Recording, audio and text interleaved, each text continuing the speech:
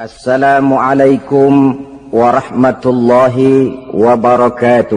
Waalaikumsalam warahmatullahi wabarakatuh. Alhamdulillahilladzi ja'ala ramadhana syahra as-siyama lil mu'minin.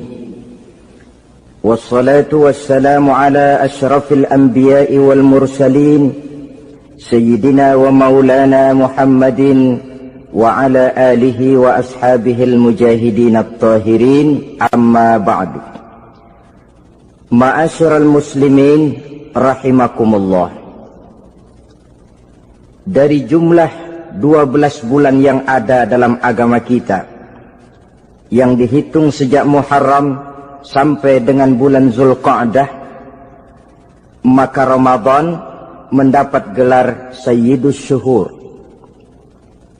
Sayyidus Syuhur artinya raja, penghulu atau tuan dari seluruh bulan. Apa sebabnya maka Ramadan ini dinamakan Sayyidus Syuhur? Sebab yang pertama, Ramadan dipilih oleh Allah menjadi bulan tempat di mana pertama kali diturunkan ayat-ayat suci Al-Quranul Karim.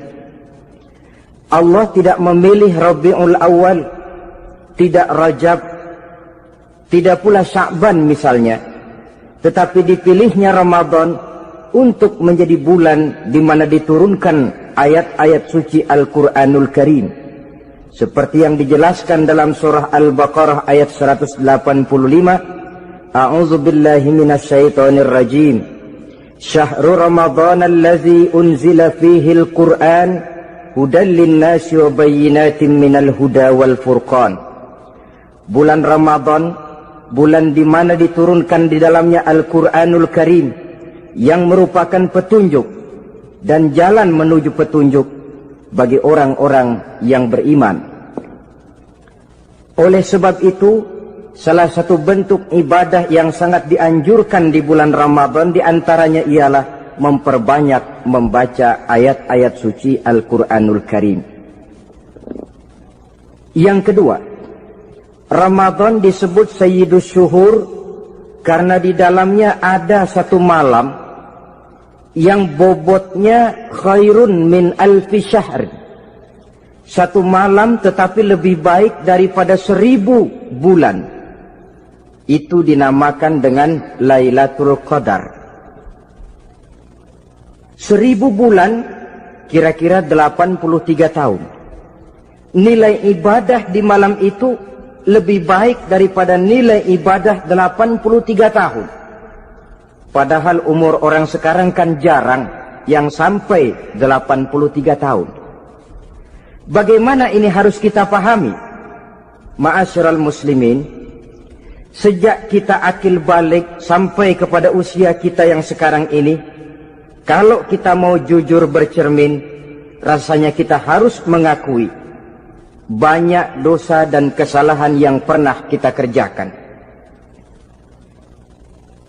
Kalau kita berbuat dosa selama 40 tahun, kemudian kita bertaubat 20 tahun lamanya, kalau menurut rumus dagang, ini kan belum tertutup. Dosa 40 tahun ditebus dengan taubat 20 tahun. Tapi haruskah dosa tidak terampuni? Allah Subhanahu wa ta'ala Maha Penyayang. Disediakannya malam-malam yang istimewa, yang punya nilai khusus. Seolah-olah Allah berkata, hai manusia, kau tidak perlu putus asa. Bagaimanapun banyak dosa kau lakukan, bagaimanapun banyak kesalahan kau kerjakan, nih, aku sediakan satu malam khairun min alfi syahrin, lebih baik daripada 1000 bulan, yang disebut dengan Lailatul Qadar. Kapan sih Lailatul Qadar itu? Menurut Al-Imamul Ghazali, Lailatul Qadar itu adanya pada 10 hari yang akhir di bulan Ramadan, terutama pada malam-malam ganjil. Malam 21, 23, 25, 27, dan 29. Tapi orang yang ingin menemukan Lailatul Qadar, dia harus sudah berjaga sejak awal Ramadan. Jadi nggak boleh pakai ilmu ngincer. Tahu ilmu ngincer? Tanggal 20 Ramadan nggak terawih, 21 terawih, 22 perek lagi, 23 masuk lagi, 24 nggak ke masjid. Temennya tanya, kenapa nggak ke masjid? Ini kan bukan malam ganjil, nggak turun Lailatul Qadar. Saya kira yang kayak begini dapatnya bukan Lailatul Qadar, boleh jadi Lailatul Qadar. Orang yang ingin menemukan Lailatul Qadar itu, dia harus berjaga-jaga sejak awal Ramadan. Inilah di antara tugas kita, memanfaatkan waktu-waktu yang punya nilai istimewa. Itu ada dalam agama.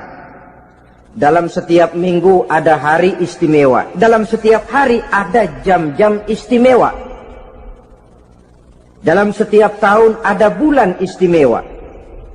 Coba, dalam setiap minggu ada hari istimewa, hari Jumat. Dalam setiap hari ada jam-jam istimewa, sepertiga malam yang terakhir. Antara jam 2 sampai menjelang fajar di kala subuh, itu saat-saat istimewa. Di samping saat istimewa, Allah pun menyediakan tempat-tempat yang istimewa. Solat di Masjidil Haram, pahalanya 100.000 kali ketimbang solat di masjid-masjid lain. Begitu di Masjid Nabawi misalnya, ini tempat yang istimewa. Lailatul Qadar, waktu yang istimewa yang diberikan kepada kita untuk kita manfaatkan dengan sebaik-baiknya. Toh dalam kehidupan bernegara saja misalnya, kan pada setiap tanggal 17 Agustus itu presiden memberikan grasi ampunan kepada para entah itu tahanan politik dan sebagainya. Ada yang mendapat potongan tahanan. Waktu-waktu yang istimewa. Inilah sebab kedua kenapa Ramadan dinamakan Sayyidus Syuhur. Sebab yang ketiga, Ramadan disebut Sayyidus Syuhur karena di dalamnya nilai kebajikan berlipat ganda adanya. Satu hadis menjelaskan, "Lau ta'lamu ummati ma fi Ramadan, latamannau an takuna as-sanatu kullaha Ramadan." Andai kata umatku tahu keistimewaan apa yang ada di dalam bulan suci Ramadan, niscaya mereka ingin agar sepanjang tahun isinya Ramadan saja. Apa sebabnya? Li'annal hasanata fihi mujtami'atun. Di dalam bulan Ramadan itu berkumpul segala macam kebajikan. Wa ta'atu maqbulatun. Segala perbuatan taat diterima oleh Allah. Wa da'awati mustajabatun. Segala macam doa dan permohonan dikabulkan oleh Allah. Wa dzunuba maghfuratun. Dan segala macam dosa diampuni oleh Allah Subhanahu wa ta'ala. Berlipat gandanya nilai kebajikan yang kita kerjakan di bulan suci Ramadan. Itu sebabnya seorang muslim dalam menyambut bulan suci Ramadan penuh dengan sikap kegembiraan. Kata baginda Nabi, "Man fariha bidukhuli Ramadan, haramallahu jasadahu 'alan niran." Siapa orang yang gembira dengan datangnya bulan suci Ramadan, Allah haramkan badannya dari api neraka. Gembira menyambut Ramadan artinya bagaimana? Apa Ramadan datang terus bakar petasan? Bukan. Pukul beduk? Bukan. Apa gunanya pukul beduk kalau nggak puasa? Apa gunanya bakar mercon kalau tidak melaksanakan ibadah di bulan suci Ramadan? Gembira menyambut datangnya Ramadan dalam arti mempersiapkan diri untuk melaksanakan ibadah dengan sebaik-baiknya di bulan suci Ramadan ini. Ma'asyiral muslimin rahimakumullah. Yang terakhir, kenapa Ramadan disebut Sayyidus Syuhur? Karena di dalam bulan suci Ramadan ada perintah melaksanakan ibadah puasa. Apa istimewanya ibadah puasa? Pertama, yang dipanggil untuk melaksanakan puasa itu iman. Ini panggilan istimewa. Allah menyatakan, Ya ayyuhalladzina amanu kutiba alaikumusiyam. Hai orang-orang yang beriman, diwajibkan atas kamu berpuasa. Iman yang dipanggil untuk melaksanakan ibadah puasa. Contoh, satu hari di depan rumah kita lewat tukang pepaya, tukang duku, tukang duren. Kita panggil satu tukang pepaya, "Bang, pepaya, berhenti dulu sebentar." Kira-kira yang merasa tukang pepaya berhenti enggak? Berhenti. Ini tukang duku sama tukang duren berhenti enggak? Tidak. Tentu tidak berhenti karena tidak dipanggil. Ini Ramadan yang dipanggil orang-orang beriman. Hai orang-orang yang beriman, berhenti dulu sebentar. Berhenti apa? Berhenti makan di waktu siang, berhenti minum di waktu siang. Yang merasa beriman, berhenti. Yang tidak beriman, langsung. Biar Ramadan siang-siang makan jalan terus, ngerokok, ngelepus terus. Kenapa? Tidak beriman, tidak merasa terpanggil oleh ayat tadi.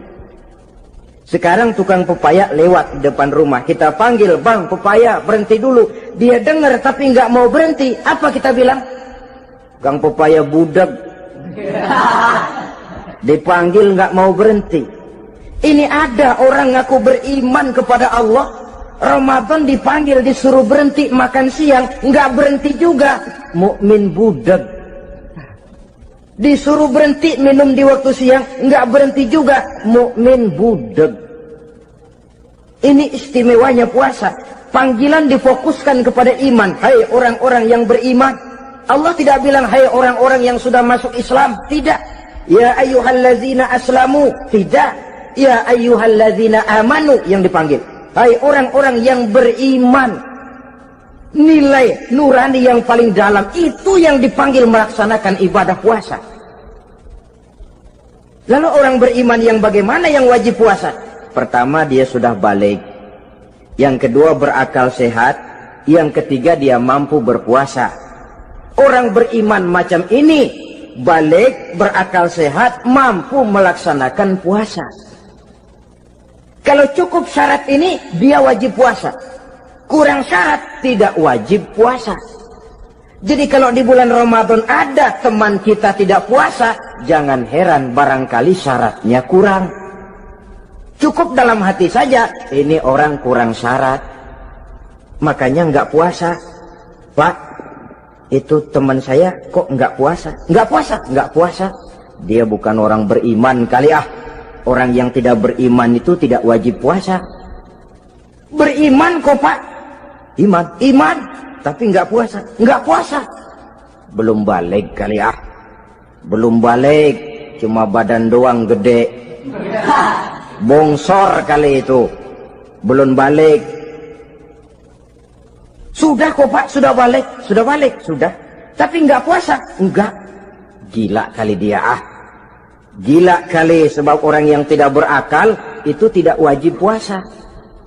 Waras Pak, dia tidak gila. Tidak gila. Tidak. Barangkali dia tidak mampu melaksanakan puasa karena terkena uzur syar'i. Ini keistimewaan puasa yang pertama, yang dipanggil melaksanakannya iman. Keistimewaan yang kedua, oleh karena yang dipanggil iman, maka puasa dinamakan ibadah sirriyah, ibadah rahasia. Kalau kita sembahyang, orang lihat kan? Lihat enggak? Lihat. Kita bayar zakat, orang tahu. Kita pergi haji, apalagi pergi haji, sekampung nganterin. Tapi kita puasa atau tidak puasa, yang tahu kan cuma kita dan Allah saja. Pura-pura sedekah, nggak bisa. Pura-pura sholat, ketahuan. Gerakannya mesti canggung. Pura-pura pergi haji, kemana perginya? Tapi pura-pura puasa, gampang. Namanya ibadah sirriyah. Bulan puasa jam 8 pagi makan. Keluar rumah bibir lap yang kering. Jalan lemesin dikit. Ada angin belaga miring. Temennya tanya, "Lu lemes amat, gue lagi puasa nih." Orang lain bisa dibohongi. Sebab puasa memang merupakan ibadah sirriyah yang tahu cuma kita dan Allah saja. Karena dia ibadah rahasia, puasa ini sulit terkena penyakit riya. Ibadah yang lain karena kelihatan orang, gampang kena penyakit riya, to show only. Sholat karena kelihatan orang, gampang kena penyakit riya. Karena saya jadi imam, misalnya di belakang saya lihat ada mertua, wah, saya bikinlah sembahyang saya mantap-mantap, pakai serban, pakai siwak, bahasanya saya paseh-pasehin kayak orang 16 tahun di Mekah.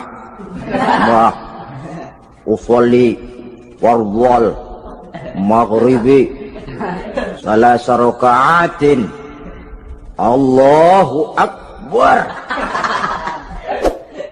Surahnya saya cari yang panjang-panjang, paling pendek Sabbihis sama Wadduha. Akibat apa itu? Riya, di belakang ada calon mertua. Tapi kalau sholat sendirian dalam kamar, boro-boro pakai serban dan siwak, kadang-kadang kaos kutang saja cukup. Surahnya jangan Sabbihis sampai Wadduha, langganannya Inna A'toinakal Kautsar sama Qul Huwallahu Ahad. Karena sholat terlihat orang, mudah kena penyakit riya. Sedekah pun begitu. Mulanya niatnya cuma mau sedekah 5.000, karena ada orang yang disedekahani naik 10.000, yang 5.000 sudah karena orang. Jadi ibadah yang lain itu mudah terkena riya, tapi juga mudah dinilai orang. Kita bisa saja bilang, itu orang sholatnya khusyuk ya. Kenapa? Kelihatan dari gerakannya. Itu orang hajinya mabrur ya. Kenapa? Kelihatan dari tingkah lakunya setelah pulang haji. Itu orang sedekahnya berani ya. Kenapa? Ketahuan dari jumlahnya. Ibadah yang lain bisa dinilai, tapi puasa nggak bisa dinilai. Itu orang puasanya mantap bener ya. Kenapa? Beludah melulu. Itu bukan ukuran. Itulah sebabnya dia dinamakan ibadah sirriyah, ibadah yang abstrak, yang tahu cuma si pelaksana dan Allah saja. Ini keistimewaan puasa yang kedua. Yang ketiga, saudara-saudara, kalau ibadah-ibadah yang lain, ganjaran pahalanya itu dijelaskan oleh Allah. Sedekah kalau ikhlas pahalanya begini, haji kalau mabrur pahalanya ini, sembahyang berjamaah pahalanya ini. Untuk puasa tidak. Puasa Allah cuma bilang as-siyamu li wa ana ajzi bihi. Puasa adalah untukku, aku yang akan membalasnya. Berapa besar balasannya tidak dijelaskan oleh Allah. Apa artinya ini? Kalau saudara kerja, mandor bilang, sampean kerja sama saya, gaji satu hari 5.000. Ketahuan kan, sehari 5.000. Kita bisa kong-kalingkong, ada mandor rajin, nggak ada mandor kendor. Pokoknya sehari 5.000. Tapi kalau mandor cuma bilang, kau kerja sama aku, soal gajimu nanti aku yang atur. Tidak dijelaskan berapanya, nanti aku yang atur. Ini kan mestinya kita kerja hati-hati. Sebab apa? Mungkin gaji kita lebih besar dari jumlah 5.000 kalau kerjaan memuaskan. Mungkin tidak digaji sama sekali kalau kerjaan berantakan. Tidak dijelaskannya pahala puasa menjadi sugesti bagi kita untuk melaksanakan ibadah ini dengan sebaik-baiknya. Mungkin gaji sangat besar, mungkin tidak digaji sama sekali. Sebab kata Nabi, kam min sha'imin laisa lahu min siyamihi illa al-ju' wal 'atsh. Berapa banyak orang puasa, dia tidak memperoleh apa-apa dari puasanya kecuali lapar dan haus saja.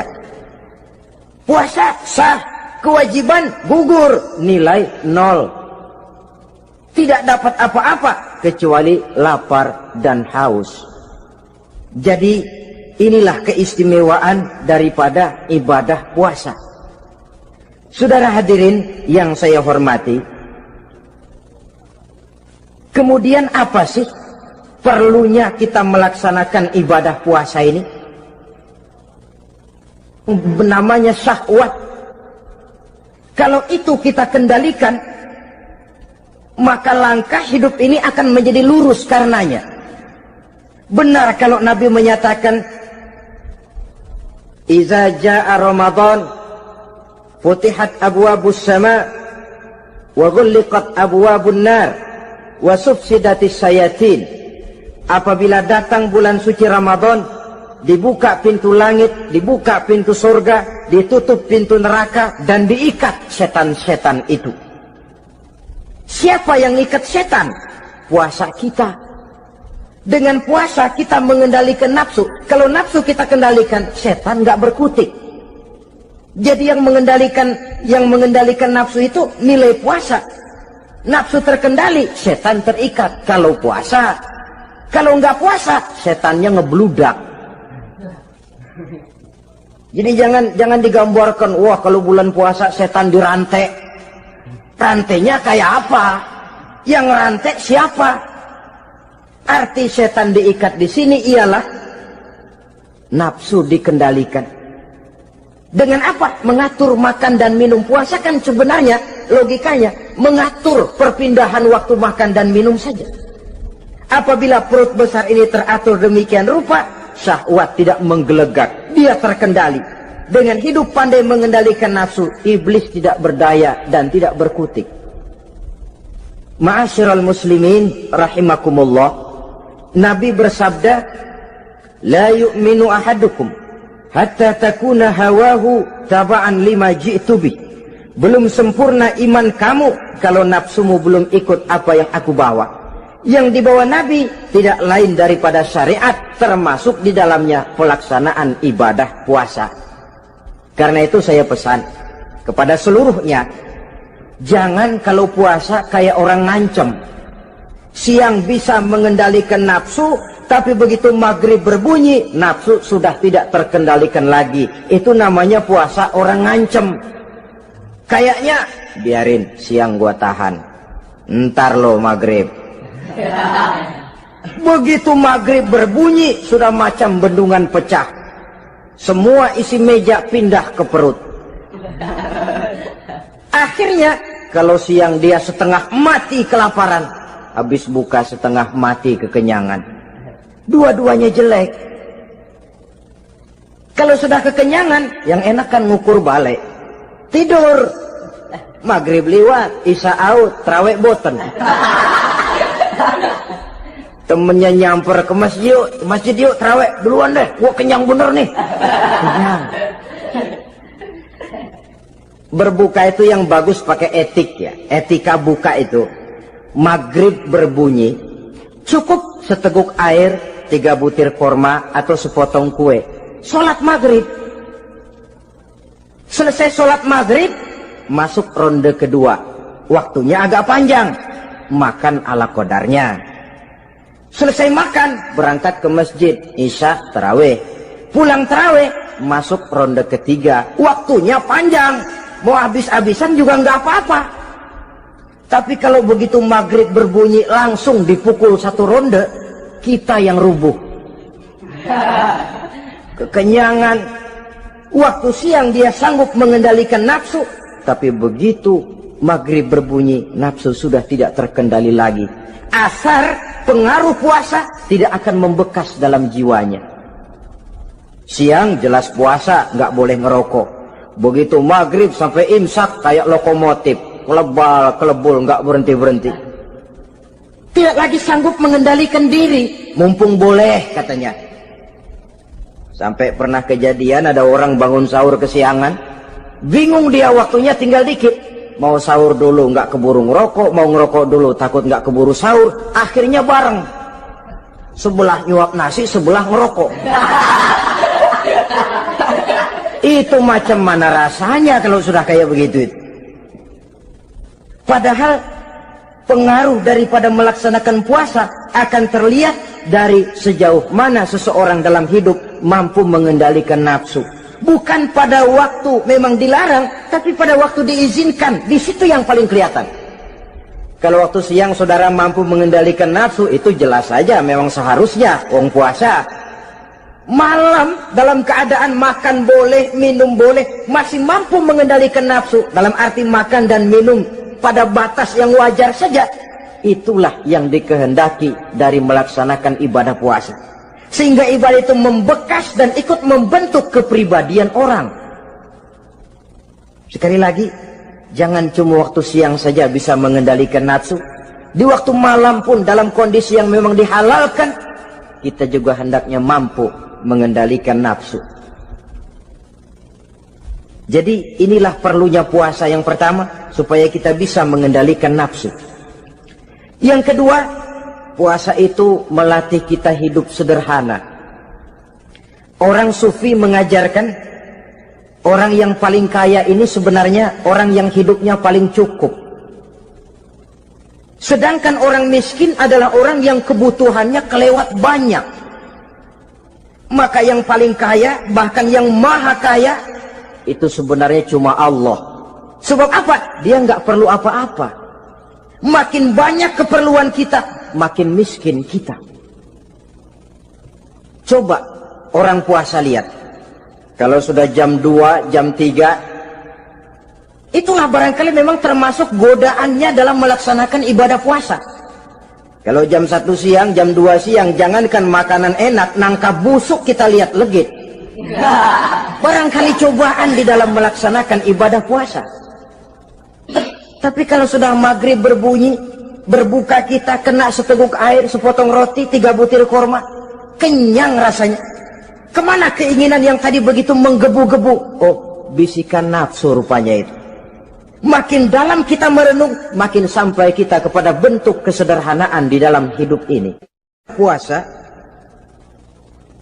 membentuk pribadi seorang muslim untuk jauh daripada sifat tamak bin rakus alias rakah. Tamak itu berasal dari kalimat toma dalam bahasa Arab yang sifatnya sudah terukir dari hurufnya. Huruf to, tengahnya bolong. Huruf mim, tengahnya bolong. Huruf ain, mulutnya mangap, perutnya gede. Jadi orang tamak macam itulah. Apapun yang diberikan Allah tidak pernah ada cukupnya dan tidak pernah ada syukurnya. Sehingga Nabi menjelaskan, lau anna libni Adam wadiyani min zahabin labtagha lahuma thalisan wala yamla'u jawfa ibna Adam illa turab. Andai kata manusia mempunyai 2 buah ladang yang seluruhnya emas, tidak usah kepalang tanggung, ladang emas, 2 ladang semuanya ladang emas, dia tidak akan puas, dia akan mencari lagi ladang yang ketiga. Wala yamla'u jawfa ibna Adam illa turab. Mulut manusia ini memang tidak akan pernah penuh kecuali kalau sudah diisi dengan tanah. Kapan diisi dengan tanah? Kalau sudah menghadap ke arah kiblat di liang lahat, nah itu baru mulut udah nggak ngerawil, diam, tenang, kalem, diisi dengan tanah. Dengan demikian kita lihat bahwa puasa makin kita hayati, makin dekat kita kepada kesederhanaan di dalam kehidupan ini. Islam tidak melarang orang untuk kaya, untuk punya harta. Yang dilarang ialah sifat rakus, serakah, dan tamak. Karena ini akan membuat orang melakukan segala macam cara, ingkar kepada nikmat Allah, tidak pandai bersyukur, pandangan matanya selalu diarahkan ke atas. Dikala hidupnya sudah serba cukup, dia masih merasa kurang. Sebab itu dia selalu kurang. Dia sudah kaya tapi masih merasa miskin saja, maka hidupnya pun miskin terus. Saudara-saudara ma'asyiral muslimin, ini hikmah yang kedua kenapa kita perlu puasa. Yang ketiga, puasa itu melatih kita cinta kepada fakir miskin, orang-orang yang tidak mampu, yang memerlukan pertolongan. Bagaimana caranya? Dunia pendidikan berkata bahwa pendidikan akan lebih berhasil kalau bersifat audiovisual. Mengajar anak berenang, bawa ke kolam. Mengajar anak naik sepeda, berikan sepedanya. Mengajar orang cinta fakir miskin, rasakan apa yang dirasakan oleh fakir miskin. Apa itu? Lapar, haus. Kan nggak bisa ngajarin anak berenang teori saja, ke kolam nggak pernah. Teori hafal luar kepala. Gaya dada begini, gaya 200 meter begini, gaya kupu-kupu begini, gaya bebas begini. Teori hafal, ke kolam nggak pernah. Sekali terjun gaya batu. Sudah nggak timbul-timbul lagi. Nggak bisa ngajar anak naik sepeda cuma teori saja. Sepedanya tidak pernah diberikan. Hafal teori, bab 1 pegang setang, bab 2 dorong, bab 3 kaki kanan naik pedal kanan, bab 4 genjot. Hafal teori, megang sepeda nggak pernah. Begitu dikasih sepeda dia naik, habis tukang bakso. Pun mendidik orang cinta kepada fakir miskin tidak bisa cuma lewat seminar, kongres, penataran, indoktrinasi. Diadakan simposium, seminar, diskusi supaya orang cinta kepada fakir miskin, tapi yang bicara orang kenyang semua. Bagaimana hati ini mau peka? Islam itu nggak usah banyak teori lah. Rasakan saja lapar, haus, enak nggak? Kalau kau tahu lapar dan haus tidak enak, kau lapar haus cuma sebentar. Habis maghrib, laparmu hilang, hausmu hilang. Bagaimana saudara-saudaramu muslimin yang terkapar di kolong-kolong jembatan? Yatim piatu yang hidup terlunta-lunta. Perempuan-perempuan tua hidup miskin, anak pun banyak perlu uluran tangan. Lapangan kerja sulit, persaingan hidup makin tajam. Meringkuk mereka di sudut-sudut kehidupan. Beratap langit, beralas bumi, tanpa tahu kapan hidup dan nasibnya akan berubah. Di situ pekaklah hati untuk hidup tidak cuma buat kepentingan diri dan perut sendiri saja, tapi mampu memberikan pertolongan sesuai dengan kemampuan kepada mereka yang memang memerlukan. Sebuah hadis menyatakan, irhamu ahlal ardi yarhamkum man fis sama. Sayangilah apa yang ada di permukaan bumi, nanti yang di langit akan sayang kepadamu. Si kaya sayang kepada yang miskin lalu menolongnya. Yang alim sayang kepada yang awam lalu membimbingnya. Yang pemimpin sayang kepada rakyat lalu melindunginya.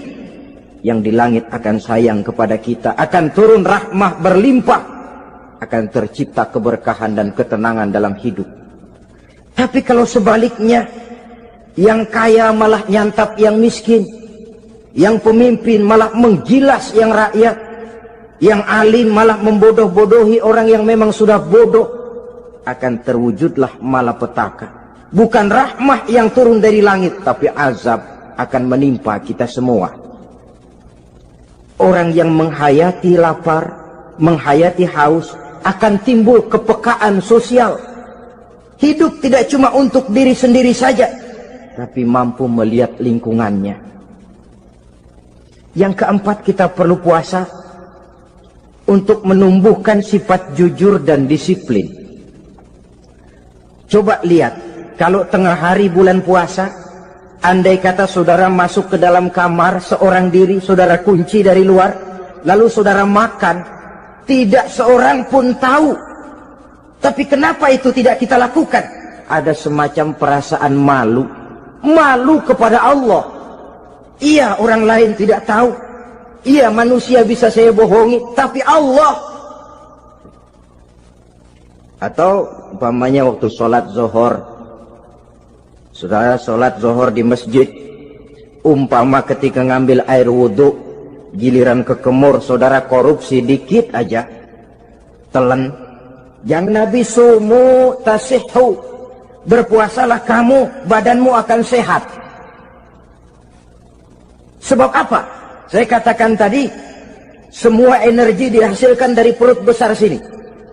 Itu makanan yang kita makan, mulai dari keju sampai singkong, mulai dari hamburger sampai combro, masuk perut besar, digiling, lalu ditransfer ke seluruh tubuh oleh perut besar ini. Mekanisme kerjanya persis pabrik besar yang kalau kita hayati, Allahu Akbar, Fatabarakallah ahsanul khaliqin. Ini tangan supaya kuat kerja perlu vitamin apa? Kirim ke tangan. Mata supaya awas perlu vitamin apa? Kirim ke mata. Bibir supaya nggak pecah perlu vitamin apa? Kirim ke bibir. Oleh perut besar ditransfer ke seluruh tubuh. Sisanya yang nggak perlu keluar jalan belakang. Kalau perut besar ini terus-menerus bekerja, ibarat mesin diporsir, dia akan cepat rusak. Maka datang bulan Ramadan, perut besar itu jangan terlalu diporsir. Diberikan tenggang waktu istirahat. Sehingga Nabi memberikan jaminan sumu tasihhu. Berpuasalah kamu, pasti kamu akan sehat. Buktinya, orang mati kelaparan banyak, tapi yang mati karena puasa, kalau puasanya betul, nggak ada. Maka Islam itu agama yang sesuai dengan fitrah ya. Buktinya apa? Puasa wisol itu bukan saja tidak boleh, tapi haram. Puasa wisol artinya puasa nyambung. Dari pagi sampai maghrib, sampai malam, sampai besok pagi lagi terus-terusan puasa, haram. Karena itu bertentangan dengan fitrah.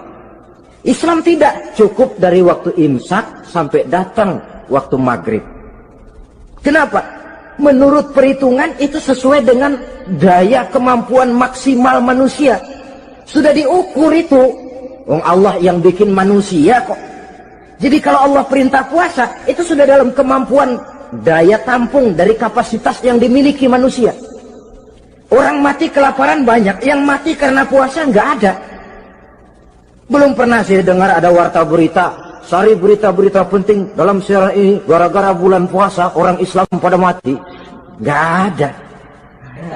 Yang mati kelaparan banyak, tapi yang mati karena puasa tidak ada. Nabi menjamin sumu tasihhu. Berpuasalah kamu, pasti badanmu akan sehat. Ma'asyiral muslimin, kalau sudah tahu kita apa perlunya kita berpuasa, pembicaraan akan saya lanjutkan bagaimana seharusnya kita puasa. Puasa yang ideal itu yang bagaimana? Al-Imamul Ghazali menjelaskan, orang yang puasa itu ada 3 macam. Pertama, saumul awam, puasanya orang kebanyakan. Orang macam ini merasa sudah puasa asal tidak makan, tidak minum, puasa sudah. Pokoknya tidak makan, tidak minum, itulah puasa. Ini puasanya orang awam. Matanya tidak pernah puasa, kupingnya tidak puasa, kakinya tidak puasa, tangannya tidak puasa. Ini puasa orang awam, kebanyakan. Hasilnya tidak mustahil seperti yang dikatakan Nabi tadi. Berapa banyak orang puasa tidak mendapat apa-apa dari puasanya kecuali lapar dan haus.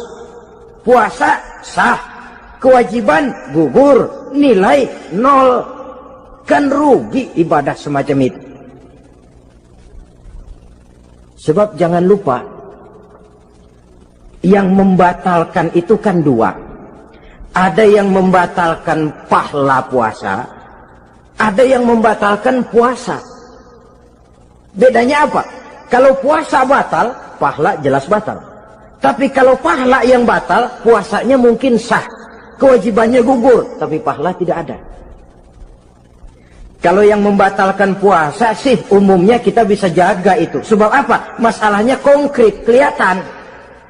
Apa yang membatalkan puasa? Misalnya makan dan minum yang disengaja walaupun sedikit, batal. Sedikit tapi sengaja tidak mengenyangkan, batal. Mamanya pentol korek yang kecil itu, sengaja telan waktu puasa, batal. Kan sedikit pak, nggak kenyang kok. Sengaja. Sengaja itu yang bikin batal. Tapi kalau tidak sengaja seperti lupa, itu tidak batal. Misalnya hari pertama puasa, di sembahyang subuh tidur, bangun jam 8, lupa kebiasaan, langsung aja nyerbu ke dapur. Dapat sepiring setengah, ingat, astagfirullah, lagi puasa, betul. Setelah ingat bagaimana? Yang masih ada di mulut keluarkan, berkemur, lanjutkan puasanya, sah. Perkara sepiring setengah yang udah kadang masuk bagaimana Pak? Itu rezeki. Lawang orang lupa. Lupa itu kan jenis yang ma'fu anhu, jenis yang dimaafkan. Makan dan minum yang disengaja walaupun sedikit, batal. Batal puasanya. Apalagi muntah yang disengaja, batal puasa itu. Ukuran sengaja kan kita tahu. Apalagi hilang akal, seperti gila atau pingsan, batal puasa. Apalagi hubungan suami istri di waktu siang secara sengaja, batal. Kalau sengaja. Kalau nggak sengaja, enggak. Namanya nggak sengaja. Umpamanya, saya nggak sengaja Pak, tahu-tahu udah nyampe situ, gimana? Yang nggak batal, cuma begitu ingat, buru-buru selesai mandi, lanjutkan puasanya, sah. Jangan begitu ingat sih, ingat Pak puasa, cuman tanggung. Nah, ini tanggung ini yang bikin jadi batal. Dan jangan lupa, orang yang membatalkan puasa karena hubungan suami istri, dendanya paling berat. Seorang sahabat pernah lapor, halaktu ya Rasulullah, ya Rasul, celaka saya. Ma ahlakaka, apa yang bikin kamu celaka? Saya lagi puasa Ramadan ya Rasulullah, saya nggak tahan. Lalu saya nyelonong sama istri saya, pengantin baru ini rupanya. Nyelonong bagaimana? Ya nyelonong.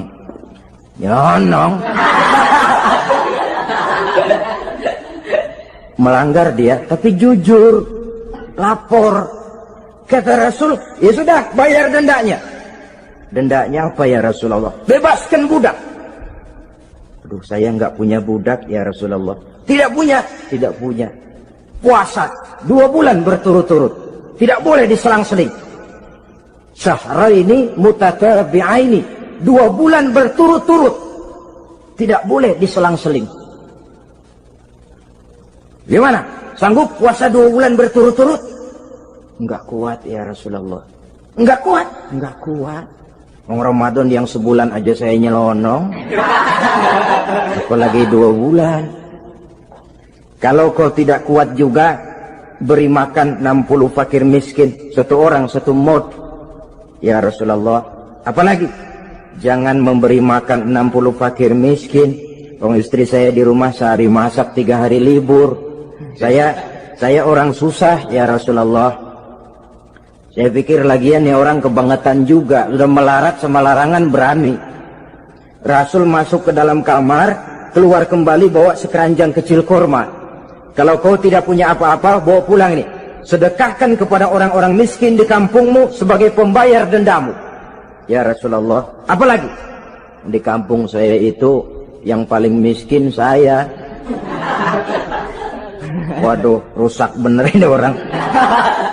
Apa marah Rasul? Beliau malah senyum. Ya sudah, kalau memang yang paling miskin kamu, bawa pulang saja itu kurma, beri makan anak istrimu di rumah. Orang ini udah melanggar larangan, dapat kurma lagi. Yang kedua, watak hukum Islam itu elastis, fleksibel, tidak kaku. Tidak kalau sudah begitu ya mesti begitu, itu tidak. Yang sering kaku kan kitanya umat Islam di dalam memahami Islam. Saudara hadirin yang saya hormati, yang tidak boleh itu pun di waktu siang. Kalau malam sejak maghrib sampai sebelum imsak, pada awal perintah puasa tidak boleh. Tapi ternyata banyak juga yang nyerempet-nyerempet.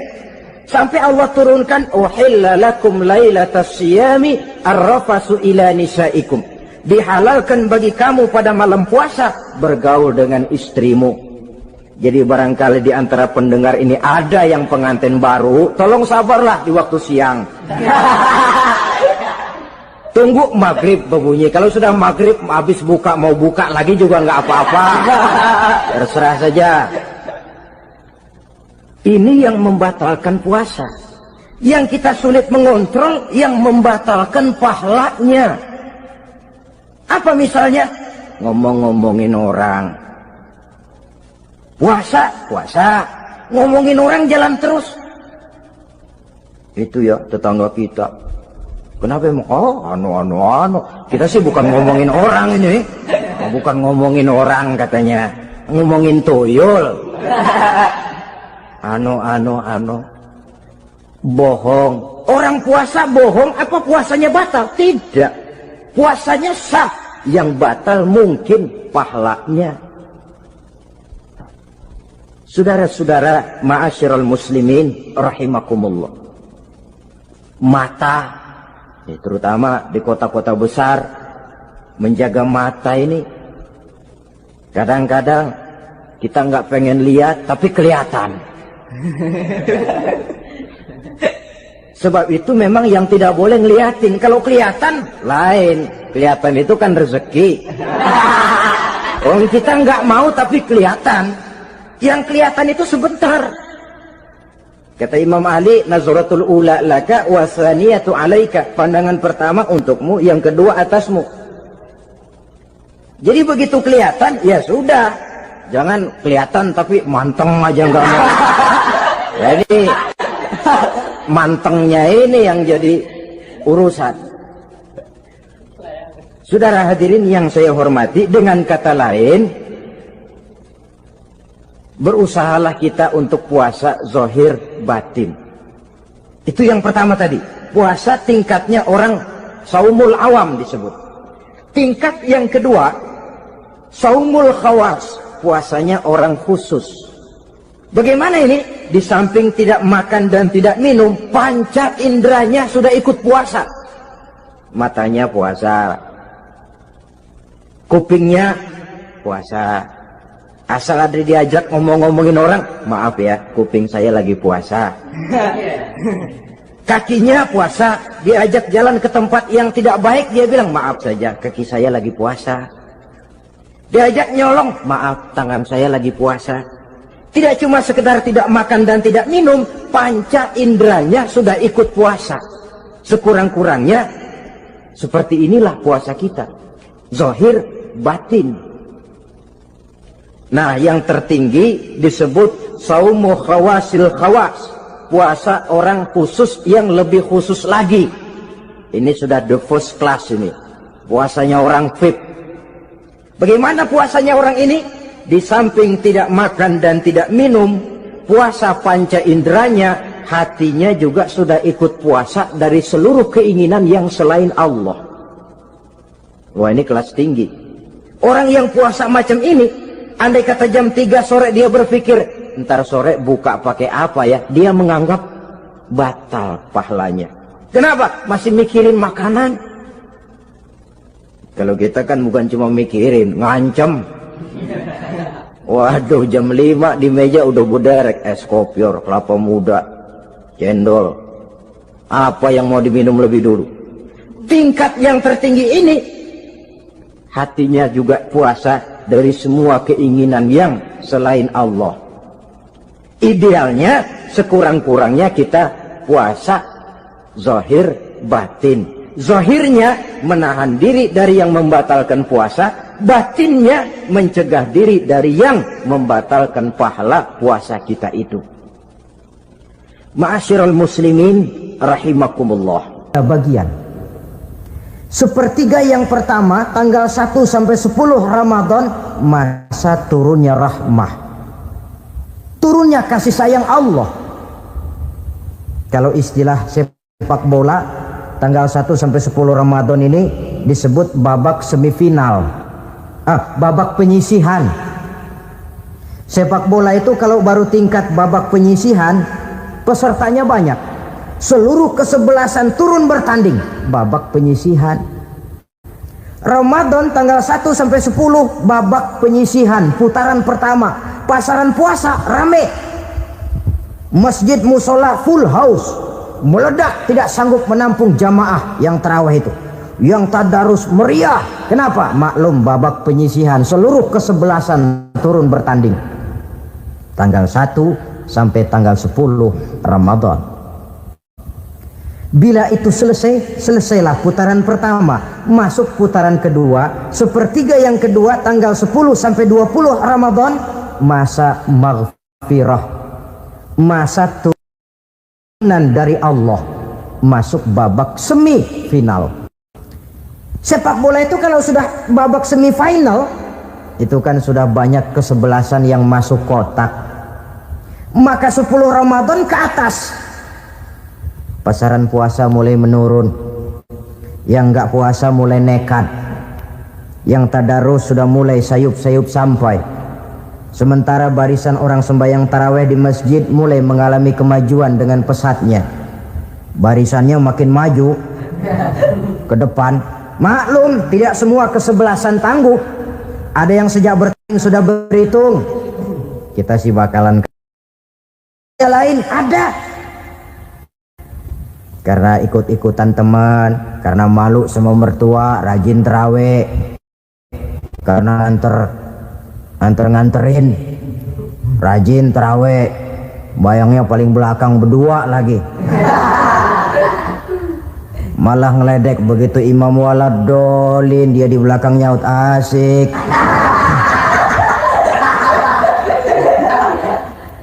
Yang kayak begini ini sudah nggak bakal tahan lama, akan gugur di babak semifinal. Puncaknya putaran terakhir tanggal 20 sampai akhir Ramadan, masa itkun minan nar, masa pembebasan dari api neraka. Masuk babak final. Kalau sudah babak final, ya pesertanya nggak banyak sudah. Ramadan tanggal 20 ke atas babak final, pesertanya nggak banyak. Sebab apa? 20 Ramadan ke atas pikiran orang sudah bercabang itu.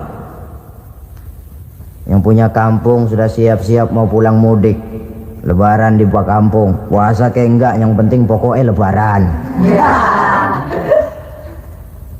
Yang pegawai negeri gajinya kecil, anaknya banyak, palanya ngebet. Yang belum punya sepatu, belum punya baju, macam-macam problem sehingga konsentrasi ibadah menurun. Padahal Nabi sangat menganjurkan tingkatkan ibadah la siyama fi asril awakhir, lebih-lebih pada hari 10 yang akhir, tanggal 20 sampai akhir Ramadan. Di situ dianjurkan memperbanyak ibadah, i'tikaf, tarawih, tadarus Quran, bersedekah. Amalan-amalan sunnah yang sangat dianjurkan di bulan suci Ramadan ini. Nah, mereka yang keluar sebagai finalis Ramadan, Allah Subhanahu wa ta'ala berkenan memberikan piagam penghargaan. Di atas piagam itu tertulis dengan nyata, ghufira lahu ma taqaddama min zambihi. Pemegang piagam ini dinyatakan keluar sebagai finalis Ramadan. Kepadanya diberikan penghargaan dengan jaminan ampun terhadap seluruh dosa yang pernah dia kerjakan. Sehingga dia keluar Ramadan, masuk 1 Syawal seperti bayi baru dilahirkan oleh ibunya. Bersih tanpa dosa karena sudah dibersihkan oleh ibadah Ramadan. Sehingga masuk Syawal, dia rayakan Idul Fitri, dia pantas mengucapkan minal aidin wal faizin. Minal aidin artinya semoga kita termasuk orang yang kembali. Kembali kemana? Kembali kepada fitrah. Seperti bayi baru dilahirkan oleh ibunya, tidak punya dosa kepada Allah karena sudah dibersihkan oleh ibadah Ramadan. Ini orang yang finalis, puasanya betul, tarawihnya betul, pantas mengucapkan minal aidin. Dan kalau tarawih cuma 2 malam, puasa 3 hari, Lebaran paling rajin, mas minal aidin ya, minal aidin. Nggak tahu diri lo, minal aidin dari mana? Saudara hadirin, dosa kepada Allah bersih oleh ibadah Ramadan. Tinggal dosa kepada sesama manusia berhalal bihalal di hari raya Idul Fitri. Nah, inilah pembicaraan kita pada pertemuan kali ini dengan harapan mudah-mudahan ibadah kita diterima Allah. Kita keluar sebagai finalis yang pada akhirnya masuk ke dalam kelompok minal aidin wal faizin, orang yang kembali suci kepada fitrah dan orang yang beruntung. Dengan semangat inilah kita rayakan Idul Fitri, hari raya kembali kepada fitrah. Bicara keagungan Ramadan yang ditandai 3 hal. Pertama, Ramadan dipilih oleh Allah menjadi bulan tempat di mana pertama kali diturunkan Al-Quranul Karim, kitab suci kita, imam kita, pedoman utama dalam melaksanakan berbagai kegiatan hidup. Pertama, ia berisi akidah yang tujuannya menyelamatkan manusia dari ketergantungan kepada benda, menyelamatkan manusia dari kemusyrikan, baik syirik yang jali maupun syirik yang khafi. Syirik jali itu syirik terang-terangan, nyata-nyata menyembah berhala, nyata-nyata meyakini Tuhan lebih dari satu. Kalau gitu insya Allah kita aman. Tapi ada syirik khafi, syirik yang tersembunyi, menjadikan yang selain Allah sebagai tujuan akhir dari seluruh kegiatan hidup. Itu syirik khafi. Saya sejak pakai cincin ini rezeki lancar. Cincin. Saya sejak pakai gesper ini, jangan anak gadis, nenek-nenek ngelihat saya lemes. Gesper. Ini sejak ada perkutut di rumah ini, bisnis bagus. Perkutut. Kalau komputer lebih kita kagumi dari Allah, itulah berhala kita. Kalau pangkat lebih kita utamakan dari Allah, itulah berhala kita. Kalau ilmu lebih kita kagumi daripada Allah, itulah berhala kita. Quran membebaskan manusia dari ketergantungan kepada benda, membersihkan keyakinan, meluruskan tauhid dengan konsep akidah. Lalu sisi yang kedua, syariat untuk mengatur kehidupan sesama manusia. Selama ini kalau mendengar syariat, yang terbayang oleh kita kan yang serem-serem, dan memang diopinikan sedemikian rupa. Padahal watak syariat itu pertama, al-musawat bainan nas fi takalifil ahkam. Ini watak syariat Islam. Semua manusia sama dalam berhadapan dengan hukum Allah. Semua manusia sama. Bukankah ini yang kita perjuangkan dengan tuntutan keadilan? Supaya di Republik ini jangan ada warga negara kelas 1.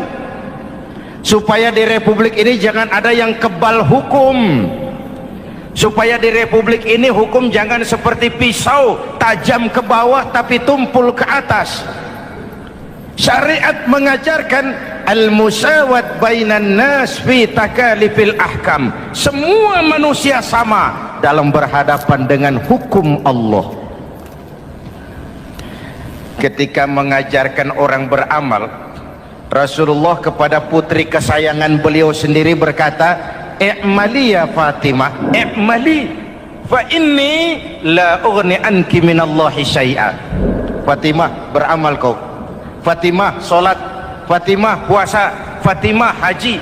Kalau kau tidak beramal, aku ayahmu Rasulullah tidak akan sanggup membelamu di akhirat nanti. Inilah watak syariat. Tidak mentang-mentang anak kesayangan lalu ada jaminan, sudah Fat, kamu nggak sholat nggak apa-apa, nanti di akhirat ada papi. Tidak. Semua manusia sama dalam berhadapan dengan hukum. Andai kata Fatimah putri Muhammad mencuri, tidak usah orang lain, Muhammad sendiri yang akan memotong tangannya. Bukankah keadilan macam ini yang kita harapkan? Cuma sayang, selama ini banyak kita mengenal Islam seperti orang buta kenal gajah.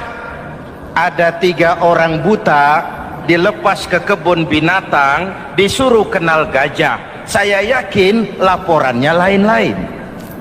Orang buta pertama bilang, "Pak, gajah tipis lebar kayak kipas." Kenapa? Dia baru pegang telinganya. Orang buta kedua ngotot, "Goblok itu Pak." Yang betul saya, gajah kecil panjang kayak ular. Kenapa? Yang dia pegang ekornya. Orang buta ketiga lebih marah, dua-duanya tolol Pak. Yang betul itu saya, gajah tinggi besar seperti pohon kelapa. Karena yang dia pegang kakinya. Beginilah kita mengenal Islam. Seperti orang buta kenal gajah, frame of reference, kacamata pandangannya tidak total. Baru kenal kaki gajah sudah sok tahu gajah, baru kenal telinga gajah sudah sok kenal gajah. Kemana-mana pidato, saudara-saudara, gajah tipis lebar kayak kipas. Buat orang yang belum kenal gajah, dia menyesatkan. Buat orang yang sudah tahu gajah, senyum di kulum. Oh, kau baru kenal kupingnya kok. Begitulah kadang-kadang kita baca Quran, ayatnya yang keras, kesannya Islam itu sangar, Islam itu sadis, Islam itu perang. Di sisi lain ada yang adem, sejuk, lalu lahir generasi feminim. Buat saya yang terpenting semua kita perlu. Rasul mengajarkan, la takun ratban fatuksara wala yabisan fatuksara. Jangan lemah, nanti kau diinjak orang, tapi jangan keras, nanti kau dipatahkan orang.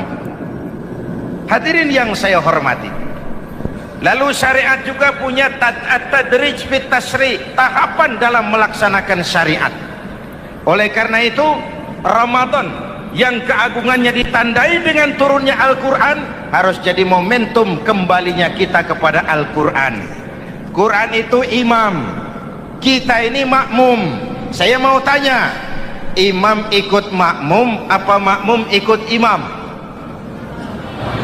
Makmum ikut imam apa imam ikut makmum? Makmum ikut imam. Kalau Quran imam dan kita makmum, kita ikut Quran, jangan Quran diminta ikut kita. Imam ruku, kita ruku, imam sujud, kita sujud, imam i'tidal, kita i'tidal. Ke barat kata Quran, ke barat kita berangkat, ke timur kata Quran, ke timur kita menuju. Halal kata Quran, ambil, haram menurut Quran, tinggalkan. Kalau dia imam dan kita adalah makmum, mari berimam kepada Al-Quranul Karim. Yang kedua, keagungan Ramadan ditandai dengan perintah melaksanakan ibadah puasa. Para ulama menyebut puasa itu ibadah sirriyah, ibadah rahasia, ibadah abstrak, tidak ada unsur sugesti. Kalau kita sholat, orang lihat. Kita sedekah, orang tahu. Kita pergi haji, satu kampung nganter. Kita puasa, cuma kita dan Allah. Pura-pura sholat, ketahuan Pak. Pura-pura sedekah, nggak bisa dong apa yang disedekahin. Pura-pura haji, kemana perginya? Tapi pura-pura puasa, gampang. Keluar rumah, bibir lap yang kering, jalan lemesin dikit, ada angin miring, lemes amat puasa. Sirriyah, abstrak. Ibadah lain bisa dinilai, wah itu teman kita sodakohnya berani ya. Kok tahu kamu? Kelihatan dari jumlahnya. Itu sholatnya khusyuk ya. Kok ngerti kamu? Kelihatan dari geraknya. Tetangga sebelah itu rasa-rasanya hajinya mabrur ya. Kok ngerti kamu? Kelihatan dari tingkah lakunya setelah pulang haji. Kalau yang sebelah lagi itu haji tomat. Di Mekah tobat sampai kampung kumat. Ibadah lain kelihatan bisa dinilai, tapi puasa tidak bisa dinilai. Belum pernah saya dengar orang bilang, teman kita puasanya mantap betul ya. Kok tahu kamu? Beludah terus. Nggak ada hubungannya. Oleh karena puasa ibadah sirri, ibadah abstrak, maka yang terbentuk dari ibadah ini pertama keikhlasan. Ini sikap hidup yang paling penting. Orang lain mau puji atau tidak bukan soal. Orang lain mau dengar atau tidak bukan soal. Ini urusan saya dengan Allah. Dari ibadah sirri seperti ini terbentuk keikhlasan, dan itu penting. Ikhlas. Saya menyantuni yatim bukan karena disorot TV, bukan karena masuk majalah, bukan karena dimuat koran, karena Allah. berpakaian ikhlas. Saya berpakaian ini karena perintah Allah menutup aurat, bukan karena tuntutan Ramadan. Kalau cuma tuntutan Ramadan, Ramadan saja bagus busana muslim, selesai Ramadan kembali pusar merajalela. Menerima jabatan ikhlas, ini amanah dari Allah. Jabatan adalah alat untuk mengabdi, bukan cuma alat yang melahirkan kekuasaan dan fasilitas. Kalau kekuasaan dianggap sebagai fasilitas dan kekuasaan, maka yang lahir tentu akhirnya maling-maling baru, yang lahir rampok-rampok baru, yang dikuras ya harta negara. Hadirin yang saya hormati, ikhlas menerima jabatan dengan keyakinan ini amanah Allah, amanah akan dimintakan pertanggungan jawab, ini alat untuk berbuat baik, ini alat untuk mengabdi. Kalau cuma digambarkan kekuasaan jabatan sebagai kekuasaan dan fasilitas, itu yang lalu banyak melahirkan rampok-rampok baru. Betul? Iya, kalau jabatan kan gajiannya jelas. Menteri gajinya jelas, anggota DPR gajinya jelas, presiden, wakil presiden gajinya jelas. Tetapi ketika fasilitas dan kekuasaan banyak memberikan hasil, jangan heran lalu muncul penjarahan terhadap kekayaan-kekayaan yang justru merupakan milik rakyat. Ikhlas dalam menerima jabatan, ikhlas dalam berbuat, ikhlas dalam beramal. Lalu yang kedua, jujur. Tadi siang saudara sholat zuhur apa tidak? Sholat. Yang sholat? Ya enggak. Sebelum sholat zuhur kan saudara berwudu. Waktu berwudu kan saudara berkemur, memasukkan air ke mulut. Umpama waktu berkemur saudara korupsi, dikit saja airnya saudara minum, jangankan hansip, jangankan satpam, jangankan polisi, teman sebelah pun tidak tahu kalau waktu berkemur kita korupsi. Kenapa kita tidak mau melakukan itu? Ada rasa malu kepada Allah. Alangkah positifnya kalau ini diterjemahkan dalam kehidupan. Sekarang kan kita berpikirnya Allah ditekan. Kamu korupsi ya? Iya, Tuhan kan tahu. Biarin, Tuhan mah tahu, nggak ribut. Nggak ribut katanya. Tapi kalau orang, 3 orang saja tahu, geger kantor. Bayangin, Tuhan aja ditekan, Tuhan diintimidasi, apalagi orang lain. Lahir etika otonom, daya kontrol yang paling ampuh yang muncul dari dalam jiwa kita sendiri. Sabahu ahadun au qatalahu falyaqul inni shaim, inni shaim. Kalau ada orang mencaci maki dia, bahkan mengajak dia berkelahi yang menurut ukuran dia mesti menang, tapi karena puasa, maaf, saya bukan gak berani sama kamu, saya sedang puasa. Kalau mau berkelahi juga ntar aja habis buka, segeran dikit berantemnya. Ini shaim, maaf saya sedang berpuasa. Itu merupakan benteng. Orang itu kan kalau lagi puasa kondisi lapar, haus, temperamen kan tinggi, sedikit tersinggung temperatur naik, sama marah gampang. Kalau waktu begitu dia bisa sabar, ketika kenyang sudah nggak ada masalah. Sabar baik dalam taat kepada Allah. Kalau ibadah berpuasa kita baik, kita yang malam ini pasti bukan kita 20 hari yang lalu. Kita yang malam ini, kita yang sudah ditempa oleh penggojologan Ramadan, ditempa oleh kawah candra di mukanya Ramadan, sehingga membias dalam pembentukan pribadi.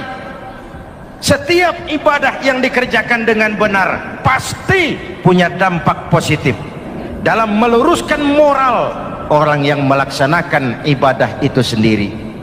Jangan sampai terjebak kepada rutinitas ritual. Akhirnya seperti yang sering saya ungkapkan, sholat rajin, maksiat tekun, baca Quran mau, fitnah orang hobi, sedekah ya sedekah tapi nyolongnya lebih gede dari sedekahnya. Sedekahnya cuma untuk ngumpetin korupsinya. Akhirnya jadi lipstik, akhirnya jadi dekorasi. Setiap ibadah yang dikerjakan dengan benar punya dampak positif dalam meluruskan moral dan memperbaiki akhlak orang yang melaksanakan ibadah itu sendiri. Begitulah Ramadan, ada pelaksanaan ibadah puasa. Dan untuk puasa Nabi bersabda, lis-shaimi farhatani, farhatun indal iftar wa farhatun inda liqa'i rabbih. Buat orang yang berpuasa ada dua kegembiraan yang tidak dimiliki oleh yang tidak melaksanakan puasa. Dua kegembiraan. Pertama, farhatun indal iftar, kegembiraan menjelang saat-saat berbuka. Hati itu besar, rasa optimisme, padahal bukanya cuma sama tempe, sama tahu, sama ikan asin. Tapi entah makin dekat maghrib hati makin berbunga, ada kebahagiaan yang tidak bisa diceritakan. Allahumma lakasumtu, ya Allah hari ini saya laksanakan perintahmu, saya lawan rasa nafsu, saya tempuh lapar, haus, saya tunaikan semua ini. Itu kegembiraan yang puasa. Yang kedua, wa farhatun inda liqa'i rabbih, kegembiraan kedua nanti di akhirat pada saat bertemu dengan Allah Subhanahu wa ta'ala. Masuk surga nikmat, bertemu Allah jauh lebih nikmat. Hadirin yang saya hormati, bahkan di surga ada sebuah pintu yang khusus disiapkan bagi orang-orang yang melaksanakan puasa. Tidak bisa masuk ke pintu itu kecuali orang yang puasa. Dan pintu itu disebut pintu Rayyan, Babur Rayyan, pintu Rayyan, yang hanya boleh dimasuki orang-orang yang melaksanakan ibadah puasa. Hadirin, lalu yang berikutnya, ibadah puasa ganjarannya abstrak. Kalau ibadah lain kita bisa lihat itu, sholat berjamaah pahalanya begini, haji kalau mabrur pahalanya begitu, sodakoh pahalanya begini. Puasa Allah cuma bilang as-siyamu li wa ana ajzibi, puasa untukku dan aku yang membalasnya. Berapa besar balasan Allah tidak diberitahu. Artinya apa? Kalau saudara kerja, mandor bilang, mas kau kerja sama saya, gajimu sebulan 5 juta. Ketahuan sebulan 5 juta, kita kan bisa kong kaling kong, ada mandor rajin, tidak ada mandor kendor, pokoknya jatah 5 juta. Tapi kalau mandor cuma bilang, mas kau kerja sama aku, soal gajimu nanti aku yang atur, berapa besarnya nggak dikasih tahu. Aturan seperti ini harusnya membuat kita kerja lebih hati-hati. Sebab apa? Mungkin gaji kita sama saja 5 juta kalau kerja biasa-biasa, mungkin jauh lebih besar kalau pekerjaan memuaskan, mungkin tidak digaji sama sekali kalau pekerjaan sembarangan. Tidak dijelaskannya gambaran pahala puasa menjadi sugesti untuk melaksanakan ibadah puasa ini dengan sebaik-baiknya. Hadirin yang saya cintai, yang ketiga soal keagungan Ramadan ini. Di dalam bulan Ramadan ada satu malam yang bobotnya khairun min alfi syahrin. Satu malam tapi lebih baik daripada 1000 bulan, yang kita kenal dengan malam Qadar atau Lailatul Qadar. Sementara itu adanya pada sepertiga yang akhir dari bulan Ramadan, terutama di malam-malam ganjil. Di negeri kita lihat terjadi pergeseran nilai. Awal-awal Ramadan, minggu pertama pasar sepi, masjid ramai, full house, meledak. Betul? Padahal Rasul memberikan contoh, kalau sudah masuk sepertiga yang akhir Ramadan, beliau sing-singkan lengan baju, hamparkan sajadah, lebih banyak di masjid daripada di rumah. Itu baginda Rasul. Sing-singkan lengan baju, hamparkan sajadah, lebih banyak di masjid daripada di rumah. Hadirin yang saya hormati, di situ makna meraih kemenangan. Karena itu lebaran lain dengan Idul Fitri. Lebaran siapa saja boleh ikutan, tapi Idul Fitri milik orang yang melaksanakan ibadah Ramadan dengan baik. Nah, saya kembali kepada Lailatul Qadar. Semua kita, kecil atau besar, sengaja atau tidak, khilaf atau terpaksa, pasti punya yang namanya dosa. Di sini semua yang hadir nih, include saya, apa ada yang tidak punya dosa? Ayo, jujur. Apa ada di antara kita di sini yang nggak punya salah? Apa ada yang nggak punya dosa? Setiap kita, kecil, besar, sedikit, banyak, terlupa, terpaksa, pasti punya salah. Sekarang kalau mau hitung dagang, kita diberi umur 65, 40 tahun penuh dosa, lalu taubat 25 tahun. Menurut neraca hukum dagang belum seimbang. Dosa 40 tahun ditebus taubat 25 tahun menurut neraca hukum dagang. Untung Allah tidak dagang-dagangan kepada kita. Di Ramadan ini Allah ngobrol pahala. Di Ramadan ini Allah membuka pintu rahmah yang seluas-luasnya. Sampai-sampai ada hadis qudsi, "Lau amiltumul khataya hatta mala'atis sama thumma nadimtum fataballahu alaikum." Kalaupun kamu berbuat dosa, penuh langit dengan dosamu, kemudian kamu menyesal dan bertaubat, Allah pasti akan menerima taubatmu. Hadirin yang saya hormati, inilah momentum Ramadan, saat dimana kita melakukan pemutihan diri. Masih ingat cerita dalam kitab Durratun Nasihin? Saya ulang lagi cerita ini untuk sugesti. Ada buajingan tengik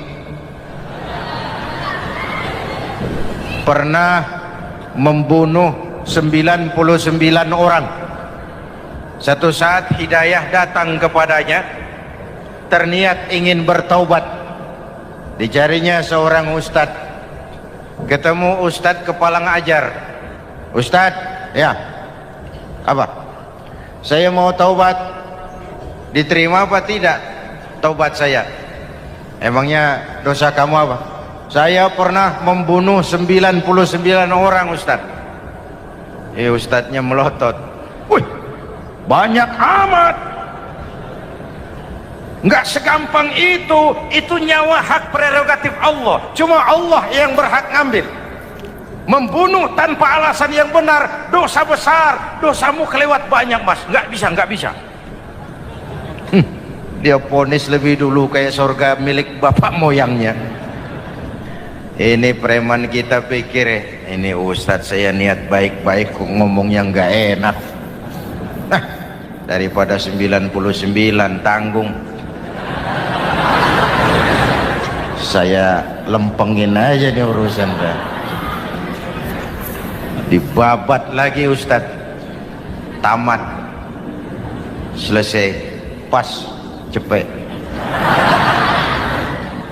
Niat taubatnya masih terus. Dia mengembara sampai ketemu seorang ustadz yang bijak. Waalaikumsalam ustadz. Assalam. Ada apa? Ustadz, saya mau taubat, diterima apa enggak sih? Oh, sebelum mentari terbit dari sebelah barat, sebelum napasmu sampai di tenggorokan, Allah akan menerima taubatmu. Boleh jadi dosamu besar, tapi ampunan Allah lebih besar dari dosamu. Begitu Ustadz. Iya. Cuman ngomong-ngomong dosamu apa sih? Ustadz, saya sih tadinya cuma bunuh 99 orang. Terus ada ustadz ngomongnya nggak enak. Jadi saya cukupin 100. Oh, taubatmu diterima asal benar-benar. Cuma begini saja, kampungmu kampung brengsek tuh, lingkunganmu nggak sehat. Kalau kau pulang ke sana lagi, niat taubatmu bisa lentur dan luntur. Kamu pindah saja, hijrah ke kampung lain yang lebih baik. Baik Ustadz, terima kasih. Wah, ngepak koper, pindah. Belum sampai ke kampung yang dituju, ajal datang merenggut nyawa. Ketika ruh keluar dari jasad, ini malaikat rahmah dengan malaikat azab rebutan. Kata malaikat rahmah, ini jatah saya, orang ini sudah taubat, tempatnya di surga. Kata malaikat azab, nanti dulu, taubat si taubat, 100 bagaimana urusannya? Bertengkar. Akhirnya Allah mengutus malaikat Jibril, kawadili. Kata Jibril, ukur sajalah mana yang lebih dekat, kampung yang dituju atau kampung yang ditinggalkan. Ketika diukur, kampung yang dituju lebih dekat dari kampung yang ditinggalkan. Kata Jibril, dia jatah malaikat rahmah, taubatnya diterima Allah. Nah, kalau mendengar riwayat seperti ini, jangan diartikan bahwa untuk taubat mesti membunuh 100 orang. Ini harus diartikan bagaimanapun besar dosa dan kesalahan yang kita lakukan, jangan putus asa dari rahmat Allah. Sebaliknya, bagaimanapun banyak kebaikan yang kita kerjakan, jangan puas hati dan sombong diri. Kita belum tahu akhir perjalanan hidup ini. Kita hanya berbuat dan berbuat. Kepastian itu haknya Allah. Ada yang masuk neraka karena menyiksa kucing, ada yang masuk surga walaupun sudah membunuh 100 orang. Bahkan kalau nanti saudara di surga ketemu orang-orang soleh, saudara nggak usah kaget, itu memang tempatnya di surga. Saudara akan kaget nanti kalau di surga ketemu pelacur. Pelacur masuk surga. Penasaran, saudara samperin, Mbak Yu, ya Mas, sampean ada di sini, apa Allah nggak salah wesel ini? Iya Mas, saya ini ada di surga sini. Padahal waktu di dunia dulu saya ini siapa Mas tahu kan? Mas juga langganan kan waktu itu.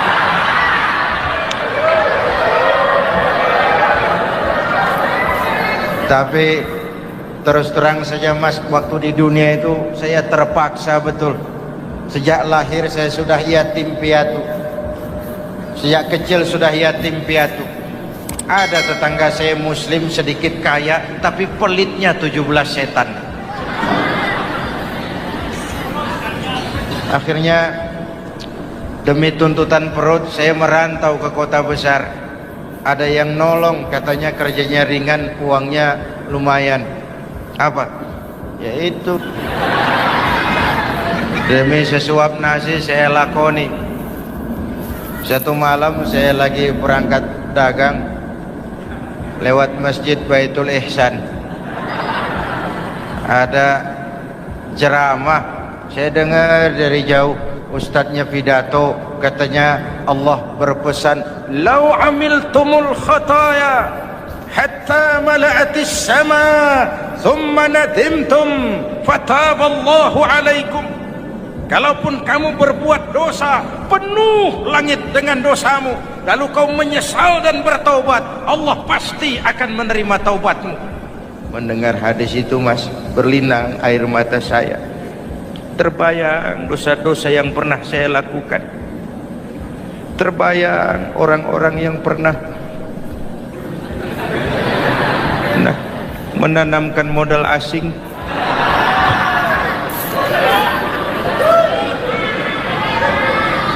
Dikala itu hidayah datang, saya niat taubat pulang kampung Mas, mudik. Lagi ngepak koper mau mudik, tamu datang, saya bilang mulai malam ini saya berhenti dagang. Taubat saya sebenar-benarnya, taubat saya diterima Allah, walaupun mampir dulu, transit dulu di tempat lain. Akhirnya saya sampai juga ke sini. Inilah Ramadan. Orang baik bukan orang yang tidak pernah salah, karena tidak ada orang yang tidak pernah salah.